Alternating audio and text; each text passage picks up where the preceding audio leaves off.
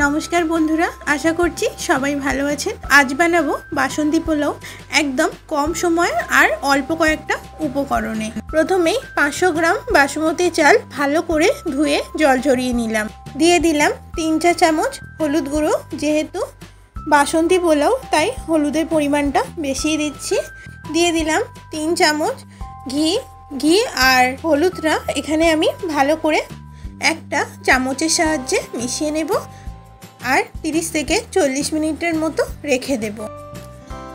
একটা কড়াইতে দিয়ে দিলাম আরও 2 চামচ ঘিটা গরম হয়ে গেলে দিয়ে দিলাম গোটা গরম মশলা ফোড়ন। দিয়ে দিলাম একটা দারচিনি, 2টো এলাচ আর 4টে লবঙ্গ। ফোড়নের একটা মিষ্টি গন্ধ বেরোতে শুরু করলে দিয়ে দিলাম 10 থেকে 12টা কাজু আর 12 থেকে 15টা কিশমিশ। কাজু আর কিশমিশটা আমি লো ফ্লেমে রেখে ভালো করে ভেজে নিচ্ছি। কাজু কিশমিশটা আমার ভাজা হয়ে গেছে, আমি তুলে নিলাম। ফোড়নটা দেবার পরে কাজু কিশমিশ দেবার উদ্দেশ্য হলো যাতে ফোড়নের ফ্লেভারটা কাজু কিশমিশে ঢুকে যায়।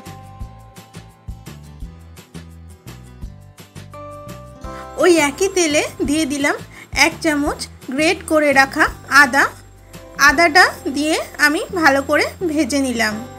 আদা ভাজা হয়ে গেলে দিয়ে দিলাম মিশিয়ে রাখা বাসমতি চাল। এবার লো ফ্লেমে 4 থেকে 5 মিনিটের মতো খুবই হালকা হাতে চালগুলো আমি ভেজে নেব।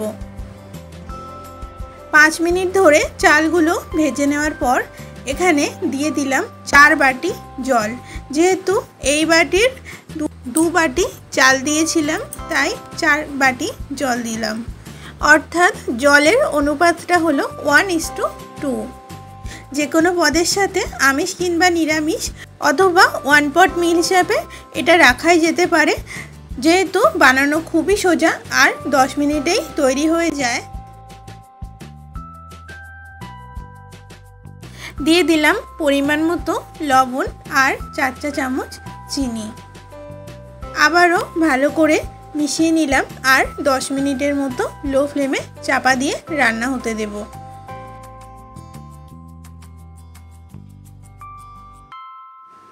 ফিরে এলাম 10 মিনিট পর। আমাদের জল অনেকটাই শুকিয়ে গেছে আর চালগুলো পুরো সিদ্ধ হয়ে গেছে।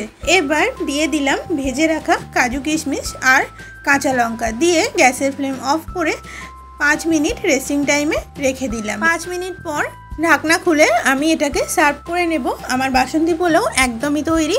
আজকের মতো এইটুকুই। দেখা হবে নতুন কোনো দিনে নতুন কোনো রেসিপি নিয়ে। ধন্যবাদ।